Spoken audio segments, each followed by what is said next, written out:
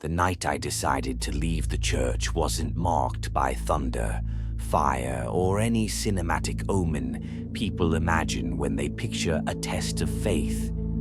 It was quieter than that. Quieter in a way that still crawls beneath my ribs when I try to sleep. I walked into that house believing I'd seen every face darkness could wear. But the thing waiting inside wasn't a demon in the way we're trained to recognize. It wasn't ancient, it wasn't infernal. It was something I'd carried with me my entire life. And that night it finally stepped out of hiding. The hallway smelled like damp stone and rusted metal, wrong for a suburban home, wrong for anywhere people lived.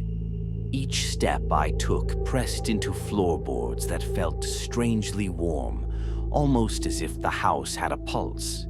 I tightened the rosary in my hand, not out of faith, but out of instinct, like someone gripping the only familiar object in a foreign landscape. And then I heard her, the girl, muttering in a voice too deep to belong to a child, syllables sharp and metallic, like scraps of language soldered together by something that didn't fully understand how humans form words. When I opened her bedroom door, the air shifted, not moved, shifted, like someone rearranging the temperature and density of the room with deliberate precision. She sat on the floor, spine perfectly straight, arms resting at her sides. But her eyes, God help me, her eyes were open too wide, as if something inside her were pushing from behind, using them like windows. She didn't blink. She didn't breathe. She just watched me with a stillness so precise it felt surgical. Then her jaw dropped open, not unhinged, not broken, but guided, carefully, like hands I couldn't see were teaching her how to mimic human fear. The sound that poured out wasn't a scream. It was a memory. My memory.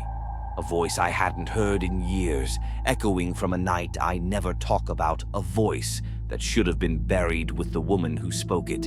And in that moment, before the rites began, before the room convulsed around us, I felt something cold and familiar curl up beside my heart. The entity wasn't trying to possess the girl. It was trying to finish what it started with me decades ago. And that was the night I knew I couldn't stay in the church any longer. Before you hear the rest of what happened in that room, there's something you need to understand. Exorcisms aren't battles between faith and darkness. They're negotiations with the parts of ourselves we'd rather pretend don't exist. Every case I've ever faced left a mark, some faint, some jagged, but none sliced as deep as the one tied to that girl, that house, that night. I carried the church on my shoulders for years, believing its rituals were enough to hold back what clawed at the edges of our world, but the entity that spoke through her, it knew me. It knew my past, my failures, and the sin I never confessed. That's why I left. Not because I lost faith in God, but because that night proved something far more terrifying. Some spirits don't fear holy water, they fear recognition. Before we descend into the next part of this story, into the whispering walls, the imitation breaths, the memory that wasn't mine to hear, I need something from you. Subscribe to this channel so you don't miss the cases I've been holding back, the ones too dangerous or too personal for a pulpit. Like this video, because every gesture of support helps me decide how much deeper into these archives I should go, and most importantly, leave a comment telling me the country and city you're watching from. You'd be surprised how far stories like this travel, and how far certain entities can listen when a story reaches the right ears. If you're still with me, if you're ready to walk through a door the church begged me to keep shut, then take a breath. Steady yourself. What happened after I stepped into that room didn't just change my faith, it rewrote everything I believed about who, or what, was waiting for me in the dark. When I first received the call from the family, I assumed it would be like the others.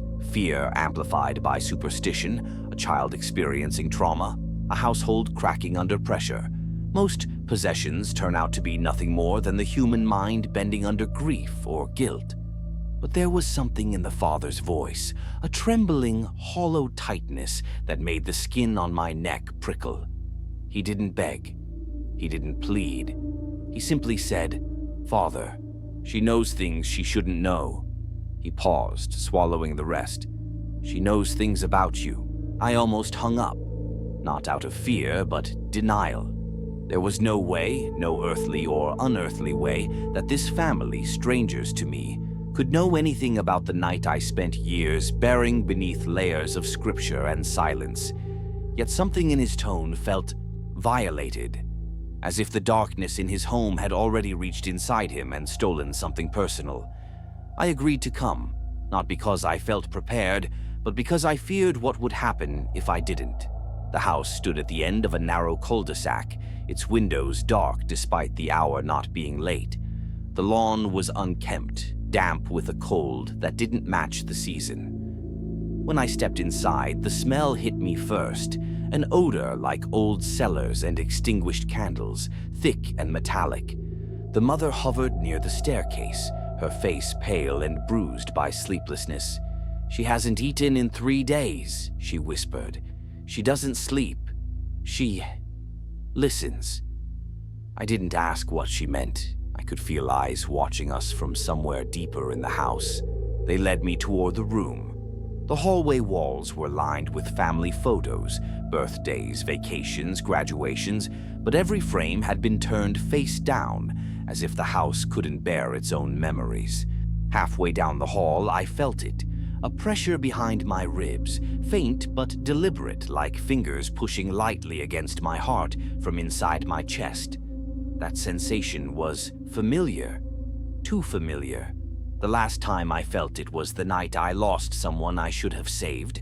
Before I opened the bedroom door, the father touched my shoulder, not for comfort, but in warning. "Father," he said, barely above a whisper, "whatever is in there, it called you by name this morning." My breath stalled. I forced my hand to the doorknob anyway, but my fingers trembled against the cold metal. The moment the door cracked open, the temperature dropped sharply, sucking warmth from my lungs like the room was breathing inward. And then I heard it. Her voice, soft and distant, but unmistakable.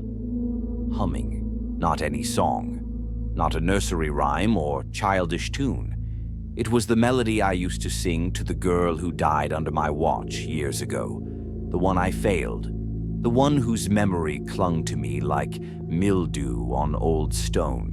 Hearing that hummed through a child I'd never met felt like a knife sliding beneath my ribs. I stepped into the room, and the door closed behind me with a slow, deliberate click. She sat in the corner, facing the wall, her knees drawn tightly to her chest. Her hair hung over her face like a veil woven from wet vines. I spoke her name gently, the way an exorcist must, calm, measured, anchored in authority. She didn't react. She kept humming. Each note grew colder, emptier, as if she were pulling the sound from a forgotten place rather than her own throat. I approached slowly, aware that the first movement could trigger a response. When I was an arm's length away, she stopped. She didn't turn around. She didn't shift. But her voice, soft, quiet, unbearably intimate, spilled into the room. "You left her alone." My blood iced. I hadn't spoken a single word about my past. I hadn't thought about that night in months. Yet this child spoke the accusation I'd leveled at myself 1,000 times. "She called for you," the girl continued. "She begged." Her shoulders twitched, not with pain, but with something like amusement.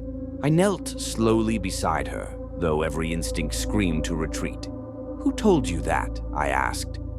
Her head tilted slightly, revealing half an eye, glossy, reflective, but distant, as if she were looking at me from behind a thick pane of glass. "Not told," she whispered. "Shown." Her voice deepened unnaturally on the last word, resonating through the air like a tuning fork. pressed to bone. Then, in a tone that wasn't hers, a tone drenched in familiarity and loss, she said the name of the girl I failed. My vision blurred for a moment, not from tears, but from the sudden tightening in the air, the unmistakable sensation of something stepping into the room with us, something that wore memories like skin, something that didn't just know my sin. It fed on it. And when the girl finally turned her face fully toward me, her lips curled into a shape I'd seen only once before, in the dying eyes of the one I couldn't save. For a moment I forgot how to breathe. The girl's face, half hidden beneath a curtain of tangled hair, twisted into that familiar expression of dying sorrow I'd tried to outrun for years. It wasn't merely mimicry, it was recollection. As if something inside her had watched that night through my own eyes, had memorized every tremble of my hands, every whisper of regret, every fracture in my faith. "Do you want to see her again?" she whispered, the voice bending unnaturally between a child's softness and a low guttural vibration. "She waits in the place you abandoned." I forced myself to steady my breath. "You're speaking with something that isn't yours," I said, though my voice quivered despite my effort. But the thing inside her laughed, a quiet, breathless exhale that didn't disturb her chest or throat. It felt like the sound simply materialized inches from my ear. The walls of the room rippled faintly, shadows shifting in patterns that had no source, like the house itself was exhaling in amusement. The air thickened, smelling of damp soil, burnt incense, and something older, like the scent of stone that had never seen sunlight. Her knees unfolded slowly, mechanically, as though her joints were strings being pulled by an unseen puppeteer. She began to rise, vertebra by vertebra, until she stood in front of me but didn't bother to face me fully. Her head remained twisted at an unnatural angle, chin lowered, hair obscuring everything but the curve of her mouth, smiling. "You think I borrowed her face?" the voice said, "but you gave it to me. Every time you dream of her, you carve her shape into the dark, and the dark remembers." I backed away until my shoulder hit the wall. The plaster felt warm, too warm, as if someone had pressed their palm against it moments before. The girl's head twitched toward me, eyes still hidden. "Your fear tastes different," she murmured. "Not the fear of death, but the fear of a truth you've locked in your own mouth." She took one step, then another, each footfall soundless, as though the floorboards recoiled from her presence. I reached for the rosary at my belt, but before my fingers touched it, she inhaled sharply. 5. The lights flickered, then died. Darkness swallowed the room whole, but it wasn't ordinary darkness. It felt dense, layered, textured, like fabric brushed over my skin. And then it moved. The shadows began to crawl along the ceiling, spiraling, forming shapes I refused to acknowledge. Something brushed my ankle, cold and boneless, like a hand made of fog. Her voice floated from somewhere in the dark, no longer anchored to a physical body. "Let me show you," it said. "Let me peel open the night you buried." My pulse hammered against my ribs. I whispered a prayer, not out of faith, but desperation. The shadows pulsed in agreement, as if prayer was nothing more than an invitation. Then, without warning, the darkness behind me shifted, and a second presence filled the room. I didn't see it, but I felt it, standing inches from my back, cold breath brushing the base of my neck. Memories collided violently in my mind.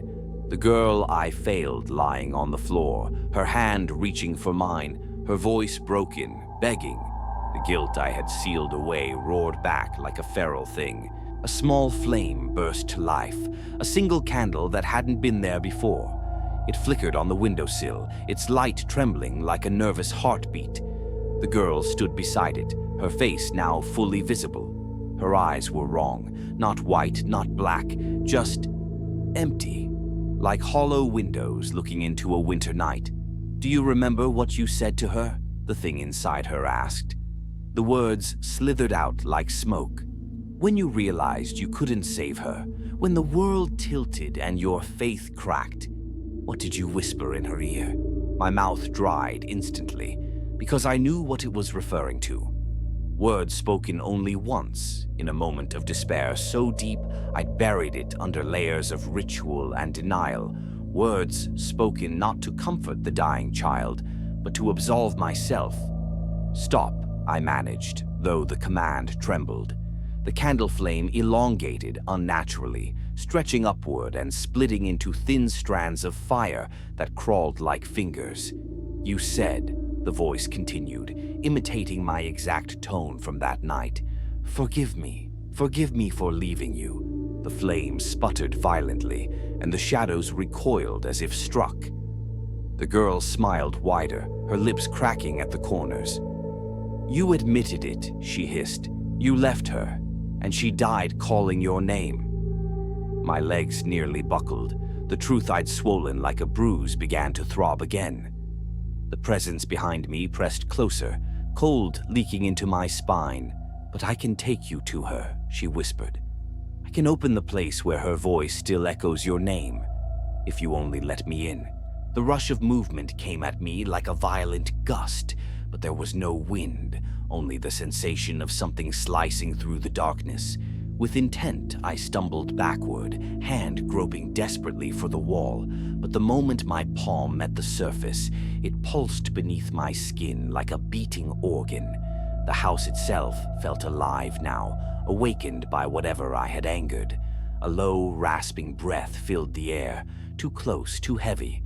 Not from the girl, from something larger, something that had finally shed its need to hide behind her voice. The room erupted in a brief, blinding flare of light, white, clinical, like lightning frozen in place.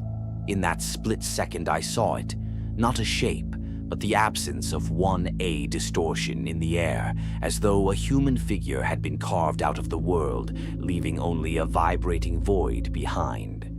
The girl was no longer beside the candle's remains. She hung suspended inches above the floor, her limbs limp, her head drooped forward. When the light died, the room plunged back into thick, suffocating dark. Somewhere to my left, her body dropped to the floor with a soft thud.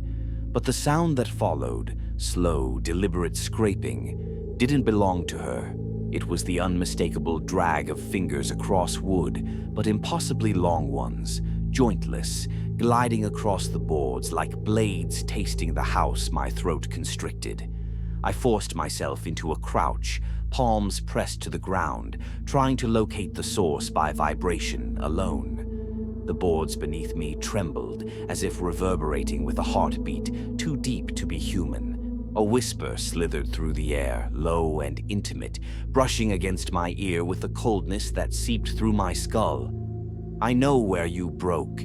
The voice wasn't hers anymore. It carried the weight of ages, layered with the cadence of a choir speaking backward. "You bury your guilt beneath God's robes," it murmured. "But guilt is a lantern in the dark. It lights your path for me." I clutched my rosary so tightly, the beads dug into my fingers, sharp enough to draw blood. The darkness shifted, thickening, compressing, and then the floorboards beneath me cracked as something heavy crouched close. I could feel its breath cooling my cheek. I didn't move. Not because I was brave, but because I knew that any sudden motion would be an invitation. The creature inhaled deeply, savoring the scent of fear like it was drawing sustenance from my unraveling sanity. "You think faith is a shield," it said, voice trembling with amusement. "But faith is only as strong as the man who wields it. And you," a hand cold, impossibly smooth, brushed against my throat, "are already cracked." My heart spasmed violently. The creature pressed a single finger to the spot above my pulse, feeling it flutter like a trapped bird. "She called to you," it whispered, "and you walked away." Rage and remorse collided inside me, a pressure nearly explosive. I swung my arm blindly, rosary clutched like a blade. The bead struck something solid. A shriek ripped through the room, high and broken, like metal tearing against bone. The darkness recoiled, dissolving into a sudden scatter of movement. I used the moment to crawl toward the faint outline of the doorway. The girl lay motionless near the bed, her hair splayed like spilled ink. As I reached for her, her hand shot upward, seizing my wrist with alarming strength. Her eyes opened, wide, vacant, pupils swallowed by black.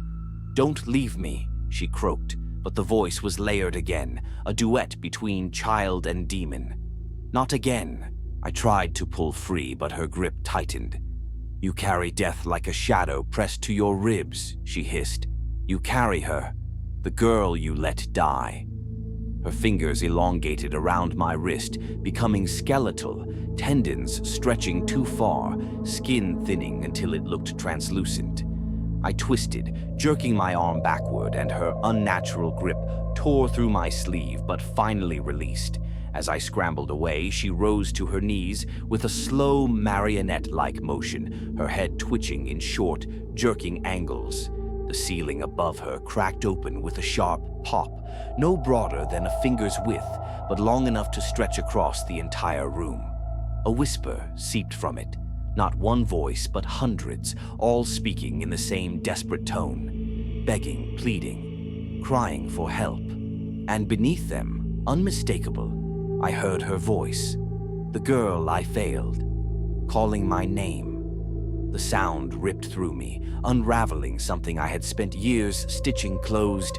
"She waits," the creature whispered through the girl's mouth, lips trembling. "She calls. Will you answer this time?" My knees shook as I backed toward the hall. The house groaned, its walls expanding and contracting like lungs pulling in cold breath. "You can't save this one," the voice taunted, "but you can join the one you lost."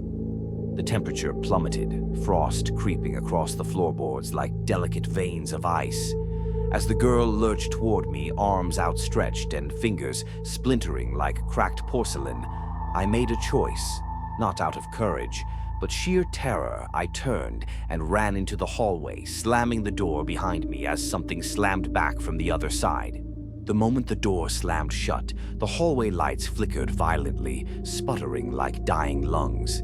I pressed my back to the wood as something on the other side dragged its nails down the panel, slowly, deliberately, tracing the outline of my spine through the barrier. The sound was too controlled to be frantic. It wasn't trying to break out. It was savoring the divide as if the thin sheet of wood made the hunt more pleasurable. Each scrape vibrated through my bones. Then, silence. A silence so total it felt engineered. I pushed myself away from the door. The hallway had changed. The family photos, once turned face down, now hung upright again. But the faces in them weren't the same. In every frame, the family stared outward with hollow, blurred eyes, as though their features had been smudged by invisible fingers.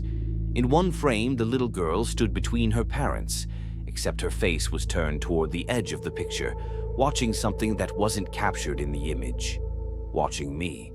My stomach twisted in a knot of cold dread. The father appeared at the far end of the hall, his silhouette trembling. "Father, what's happening?" he whispered. But something about his voice felt wrong. Thin, stretched, like it was being pulled through a crack. In reality, I stepped toward him cautiously. "Where is your wife?" I asked. His eyes, wide, red, and exhausted, flicked toward the staircase. "Downstairs. She's praying in the kitchen." His mouth moved like he was chewing on words he couldn't swallow. Did you see something in there?" I opened my mouth to answer, but the house answered for me. A deep, resonant groan rolled through the walls, shaking dust from the ceiling. The father flinched, hands covering his ears.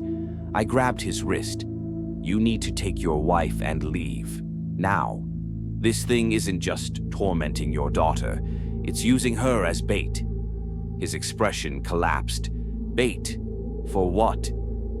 Before I could respond, the lights above us blew out in a single, synchronized pop. Darkness swallowed the hall. A soft thud sounded at the far end, not loud, almost childlike. Then another. Footsteps, bare, small. but the weight behind them, wrong. Each step pressed into the floorboards with an adult force, bending them with faint creaks. The father tensed beside me, breath rattling. "Is that her?" he whispered. But I'd heard enough possessed voices to know when a child's body didn't move like a child anymore.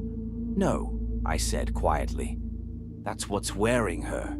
A faint glow spread along the hallway floor, an unnatural, sickly illumination, as though the wood itself was beginning to burn from the inside. Letters carved into the boards one at a time, glowing like hot metal. I stepped closer, heart pounding as the words formed. "You left her." The father's knees buckled. "What does that mean?" he gasped. But before I could answer, a second line carved itself beneath the first. "You'll leave them too." The footsteps quickened. My instincts screamed to run, but the father stumbled forward, calling his daughter's name. I grabbed him, pulling him back just as something rounded the corner, a silhouette shaped like a child but moving in sharp, predatory jerks, as if learning to operate muscle by muscle. The girl's hair hung in wet strands, dripping a dark fluid that sizzled when it touched the floor. She, or the thing inside her, tilted her head with a crack and whispered, "Father." The voice was soft, loving, wrong. "Why didn't you come sooner?" The father sobbed and stepped toward her. I yanked him back again, harder this time. "That's not your daughter." The creature smiled. Her teeth were too many, too small, crowding her mouth like shattered porcelain. "He wants to see her," she crooned. "He wants to save her." Her voice deepened, stretching into a new shape. "Like he saved the other one." My blood froze.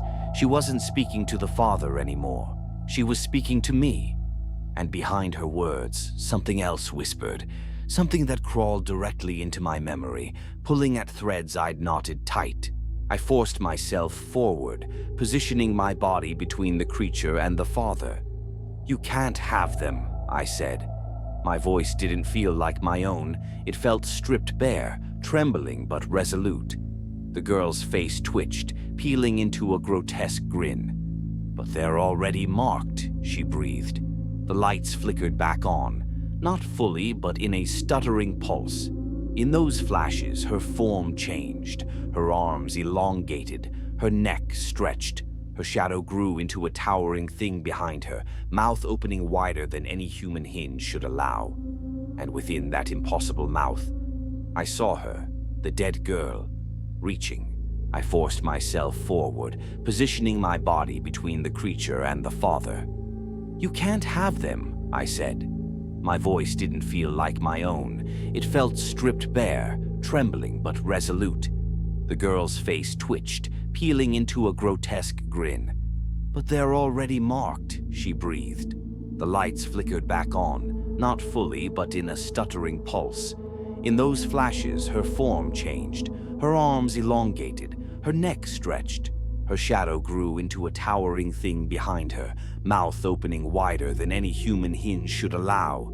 And within that impossible mouth, I saw her, the dead girl, reaching. I grabbed the father's arm. "Move!" We ran. Not down the stairs, those pulsed like a throat-swallowing light, but toward the bathroom at the end of the hall, a place with a lock, a door, a barrier, not protection, but time. The creature shrieked, a sound like steel screaming underwater, and lunged. We slammed the bathroom door behind us. As the thing hit it so hard, the hinges cried out. The house trembled. The father sobbed. And through the vibrating wood, the creature's voice came through. Quiet, intimate, almost amused. "You can't run from what you buried." When the darkness swallowed me, I expected oblivion. Instead, it gave me clarity. Harsh, blinding, merciless. I saw the girl I failed not as a ghost or an accusation, but as a moment carved into my soul, a wound I had kept open by refusing to face it. And in confronting the creature that wore her memory like a mask, I understood something it never intended for me to learn. Guilt is only power when you hide it. The moment I acknowledged the truth, its grip faltered, its form cracked, Its whispers lost their anchor. I did not defeat it with faith. I defeated it with honesty. When the house exhaled its final breath and the creature dissolved into a soundless collapse, I emerged changed. The family survived, the girl sleeping peacefully, as if the nightmare had never crawled beneath her skin. They asked how I saved her, but I didn't give them the comfort of a miracle. I simply told them the truth. Some hauntings end when we stop letting them use what we refuse to face. I left that house before dawn. The sky was gray, the world quiet, the air cold in a way that felt cleansing. But as I reached the edge of the street, something whispered faintly behind me. 3 soft words carried on a dying wind. You came back. Whether it was her or the last echo of the creature, I don't know. Maybe I never will. But I walked on anyway. Some horrors we survive others. We learn to carry without letting them own us.